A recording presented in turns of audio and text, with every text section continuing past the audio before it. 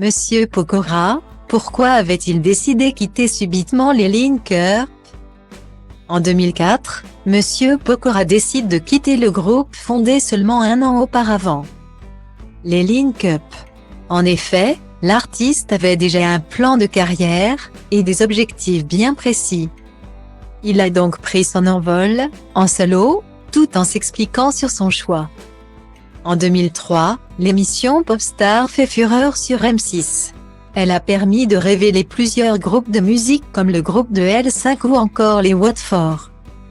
Raison pour laquelle Mathieu Tota, plus connu sous le nom de Matt Pokora, n'hésite pas à tricher pour intégrer le télécrochet.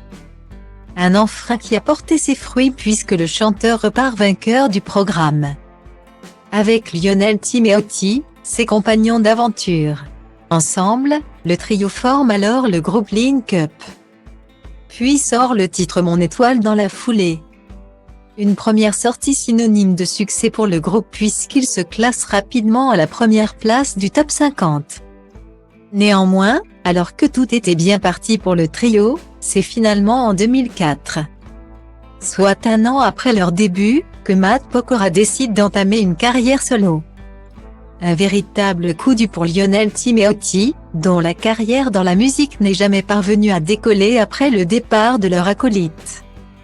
18 ans plus tard, Matt Pokora ne regrette pas d'avoir fait chemin à part. La raison?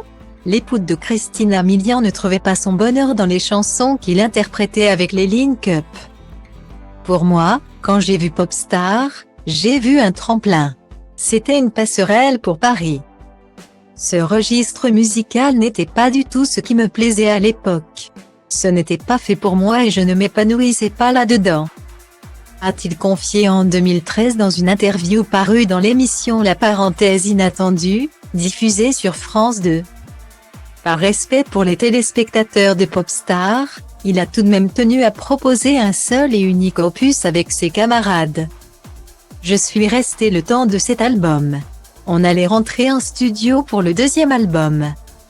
Et puis j'ai fait une réunion avec les autres membres du groupe et nos managers de l'époque pour leur dire que moi je ne voulais pas repartir sur un autre album et que je voulais tenter une carrière solo. A-t-il ajouté. Une décision toujours aussi difficile à encaisser pour Lionel Tim, qui semble encore bouleversé par cette époque.